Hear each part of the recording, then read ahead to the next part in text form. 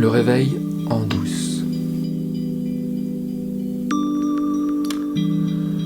Alors, la semaine dernière, on a parlé de la phrase d'Albert Einstein qui nous dit qu'aucun problème ne peut être résolu sans changer le niveau de conscience qui l'a créé. On a parlé de ça, et puis je vous ai confié que moi, toute ma vie, pratiquement, je l'avais passée en imaginant qu'il n'y avait qu'un seul niveau de conscience. Et donc sans comprendre ce que ça pouvait vouloir dire, plusieurs niveaux. J'ai l'impression qu'on est nombreuses dans ce cas, parce que c'est comme ça qu'on a été élevés. Est-ce que vous, quand vous étiez enfant, vous vous êtes posé cette question ? Est-ce qu'on vous a interrogé sur qui vous étiez ? Est-ce qu'un professeur à l'école vous a demandé « Et toi, tu penses que tu es qui ? Tu penses que tu es quoi ?» Quand tu dis « je », qu'est-ce que tu dis ? C'est qui « je » ? Jamais cette question n'est venue. Et pourtant, moi, dans ma tête d'enfant, je m'en posais des questions sur ce « je suis moi ».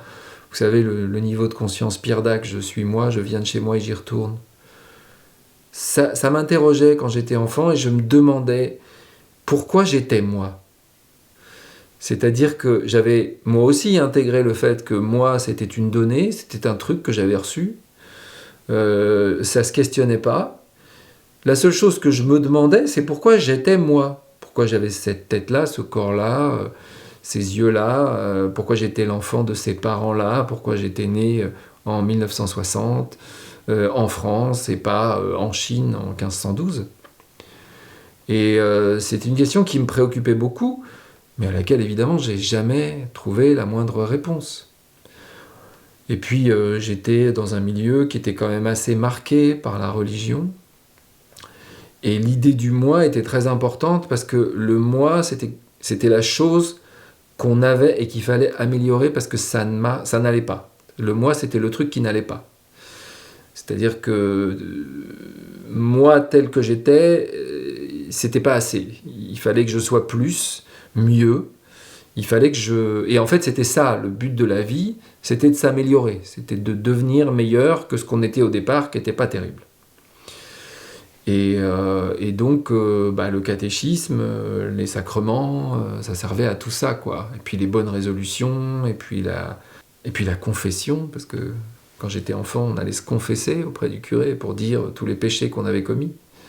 Bref, tout ça renforçait l'idée qu'il y avait un moi préexistant, ou pas, en tout cas un moi qui était né dans ma tête, quelque part, là, derrière mes yeux, entre mes oreilles, il y avait un moi, et ce moi, mon travail, c'était de l'améliorer. Et moi, je me demandais pourquoi j'étais moi. Et je me suis posé la question, pourquoi je suis moi, pendant des décennies. Jusqu'au jour où j'ai entendu que c'était pas la bonne question. Et que la vraie question, celle que j'aurais pu déduire en écoutant cet aphorisme de Pierre Dac, je suis moi, je viens de chez moi et j'y retourne. Mais c'est qui moi ? C'est qui je ? Et la question pourquoi je suis moi s'est transformée en question qui suis-je ? Et là, tout change. Parce que quand on commence à se demander qui on est, et c'est pas du tout naturel, encore une fois, dans nos cultures. Il y a plein de gens même que ça énerve. Souvent, quand moi je l'amène cette question, on me dit « Oh là, lève les yeux au ciel. » Oui, bon, ok. Oui, je me suis posé cette question quand j'étais ado, mais là, franchement, maintenant, c'est réglé, quoi. On va pas se poser la question de qui on est.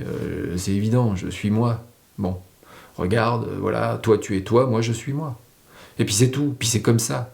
Puis voilà, il y a d'autres problèmes, il y a des problèmes plus graves. Regarde le changement climatique, c'est autre chose que la question de qui je suis. Eh bien justement, non. Non, ça change tout, y compris la question du changement climatique. Il y a une conférence de Alan Watts dans les années 60 qui parle des problèmes de l'écologie. Et où il dit est-ce que le problème de l'écologie, c'est pas fondamentalement lié à la manière dont l'homme occidental, qui domine pratiquement la planète aujourd'hui, qui a appliqué le principe de Descartes. Je pense donc je suis, et je vais me rendre maître et possesseur de la nature. La contamination capitalisto-monothéisto-matérialiste, elle est universelle pratiquement sur la planète. Nous nous croyons des êtres séparés de la nature. Je suis moi, et puis le monde est autre chose. Si je suis moi, le monde est autre chose que moi. Je suis séparé du monde. Alors bon, oui, bien sûr, il y a des choses que j'ai en commun.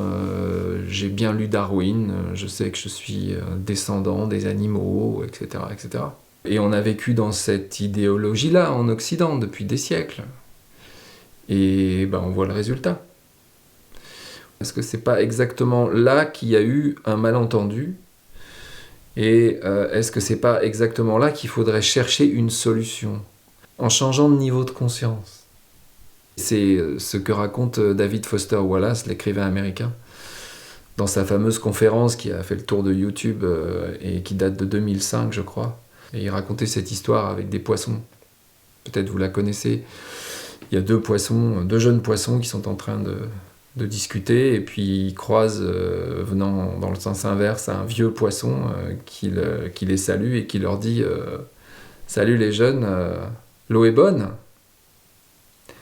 Et ils répondent pas, ils passent leur chemin. Puis au bout d'un certain temps, il y a un des jeunes poissons qui se tourne vers l'autre et qui lui dit « C'est quoi l'eau ?» C'est pas du tout une blague qui parle de problèmes générationnels entre les vieux et les jeunes. C'est une blague qui met le doigt, et Foster Wallace le dit lui-même dans la conférence, la blague, elle est là pour mettre le doigt sur le fait que c'est souvent ce qui est le plus proche de nous que nous ne voyons pas. C'est tellement proche de nous qu'on ne s'aperçoit même pas que ça existe. C'est pour ça qu'on a besoin de se réveiller en douce. On a besoin de se réveiller en douce parce que cette chose, on ne la voit pas. On a besoin de quelque chose de subtil. On a besoin de subtilité, on a besoin de finesse, on a besoin de douceur pour accéder à ce réveil, à cette prise de conscience de qui nous sommes vraiment, et que ce que nous sommes, il y a très peu de chances que ce soit maître et possesseur de la nature, pour ne prendre que cet exemple. On va voir où ça nous emmène.